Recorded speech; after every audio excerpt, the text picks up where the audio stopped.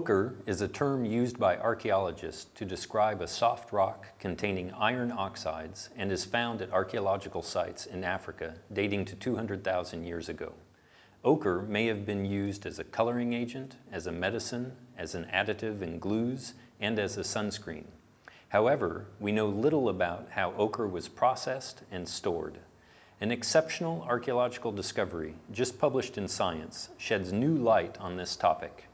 An international team, led by Christopher Henshelwood, describes the excavation and detailed analysis of 2 ochre processing toolkits uncovered in the Middle Stone Age levels at Blombos Cave, South Africa.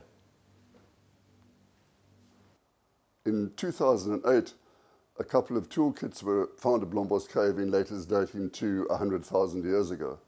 The first toolkit comprises an abalone shell with a 5mm deposit of ochre, stone tools used for grinding and hammering, a fragment of ochre, and a small bone possibly used as a steering tool. We also found a seal scapula and a vertebra. The second toolkit contains an abalone with a similar layer of ochre covering the bottom of the shell and a napped quartzite piece covered with pigment. Close by lay a large lump of utilized ochre. The evidence suggests to us that during this period the site was used as a workshop to process ochre perhaps, and was abandoned shortly after these toolkits were used. Dune sand then probably blew into the cave, covered the toolkits, and preserved them for posterity. We applied a number of analytical techniques to understand how the pigment was processed. Pieces of ochre were either rubbed against 2 quartzite slabs to make a powder, or chipped and the resulting flakes crushed with stone grinder.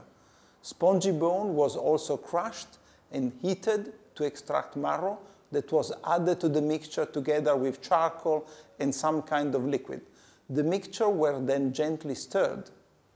Chemical analysis indicated that the mixture contained 3 different types of ochre, and we have shown that the toolkit were used more than once.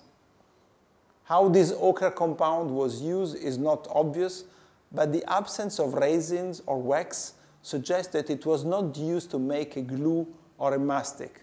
We think it may have been used as a paint or to create a design. The recovery of the toolkits at Blombos Cave documents the first known instance for the deliberate planning, production and storage of a pigmented compound and for the use of a container. This discovery serves as a benchmark during the early evolution of the cognitive abilities of Homo sapiens in southern Africa.